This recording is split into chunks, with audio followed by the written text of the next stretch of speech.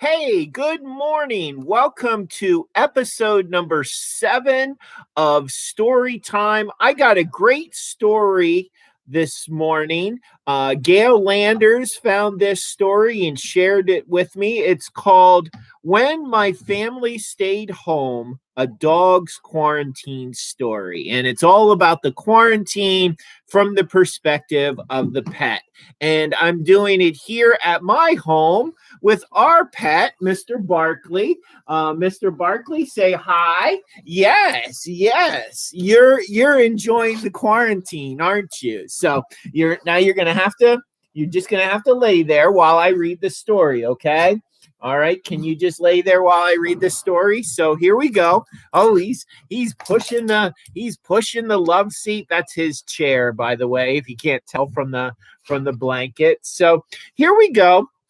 When My Family Stayed Home, a Dog's Quarantine Story. This is written by Logan Gorge and Catherine Peachy and illustrated by Susan Riker. So here we go. Here we go. Something happened.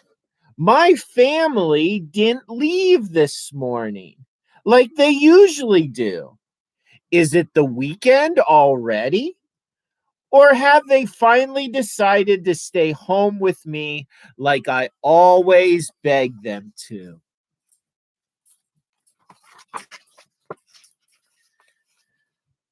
I'm going to wag my tail a lot more today so that they notice how happy I am to have them home with me. My family is still here and making breakfast. We never get to make breakfast together.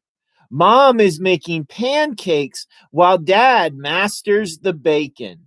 I say master because he gives me little strips, and that's really, really great.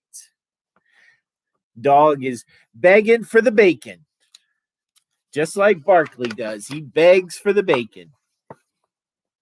Brother and sister are setting the table. I try to help, but keep knocking over the cups. Oh, they're going outside. Are they going to work and school after all? No, wait, they're playing in the yard. Is it summer? But there aren't any leaves on the trees. This is something else, something special. Oh, even Mom and Dad are outside playing with us. And they're shouting hello over the fence at the neighbors. Do you think my family has been learning from me? I always bark over the fence to the neighbors. I'm glad they finally realized how much fun it is. Sometimes they all sit around the dining table, which is normally my favorite part of the day because food. But this is different. There is no food. They are all very quiet and focused on their devices. And paper is everywhere. Dad sometimes talks into his little machine, and sister yells about fractions.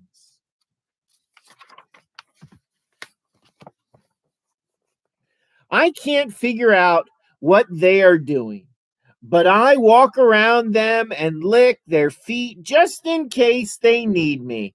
I am a very important part of this family, especially during table time. Oh man, with my humans home, I have really been falling behind on my to-do list. It is time for me to get to work. He has all kinds of little things on his to-do list: chase the birds, eat the snacks, all kinds of things on the dog's to-do list. Wow, sister must have seen my list and decided to help. Time to show her the ropes and stare out the window. It is a very important job. My family finally has time to read all those books they've been collecting. Sometimes they read alone, but now we're all reading together.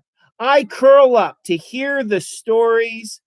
I don't always understand the books, but I sure enjoy listening to Dad do those pretend voices. I sure miss greeting all my friends when they come over to the door. All the fun smells and sounds. I try to make up for it though when they show up on the human's computer. I make sure to run around the room and bark so loud so they don't forget about me. I think the TV must have been bothering them because it's been off all day. I make sure to bark at it when I walk by so that it knows I am on my family's side of the disagreement. Instead of curling up to watch the talking box with my family, I'm watching them dance with their phones. The kids beg our parents to join them in a short dance. It's only for a few seconds, they say, but Dad can't believe how many tries it takes to get a good video. Sometimes they feature me in the dance videos, which is pretty exciting. You wouldn't believe what my family has done for me. It must be that all this time together has really made them appreciate me. They're all carrying armloads of my favorite stuff, toilet paper. These rolls of paper really do make the best forts. I don't know why we don't get piles of it more often. The dog built a fort with toilet paper. My family keeps talking about how we have to be 6 feet apart. I don't have feet, but I still want to follow the rules. I make sure to keep 6 paws apart from my family at all times. I don't know why they get so upset when they trip over me accidentally. I'm just trying to follow the rules. Earlier today, something really scary happened. These mysterious humans came into my house. They were wearing these white cloth things over their mouths. I barked and barked to alert the others. The weird thing was, they smelled like my humans, but they didn't look like my humans. Family has their masks on, and the dog doesn't know what's going on. He can't figure it out. False alarm. Now he's got it figured out. It was my family. They just had the weird cloth over their mouths. I couldn't tell you why. Note to self, destroy those claws later. They'll pose a major risk to my security system. The most unusual thing I've noticed is my family gathering around the table, writing and drawing something. It looks a little bit like a book, but the drawn pictures look like me. Are they creating a book about me? What an interesting way to spend time together. I hope it's about me. I better go so I can do some of the best dog things that I can do. They probably need some more things to write about. Do you think I could help them draw? Okay, here you go. He makes his muddy paw print to put in the book. That's our book about a dog's perspective from the quarantine. I know this has been really difficult on all of us. It's been difficult on pastors and nurses and teachers and students, and everybody's having a really difficult time over these last few months. And I imagine our dogs are having a pretty difficult time. Barkley's right over here beside me, looking at me like, "What are you doing? Why are you talking into that box? You're so strange."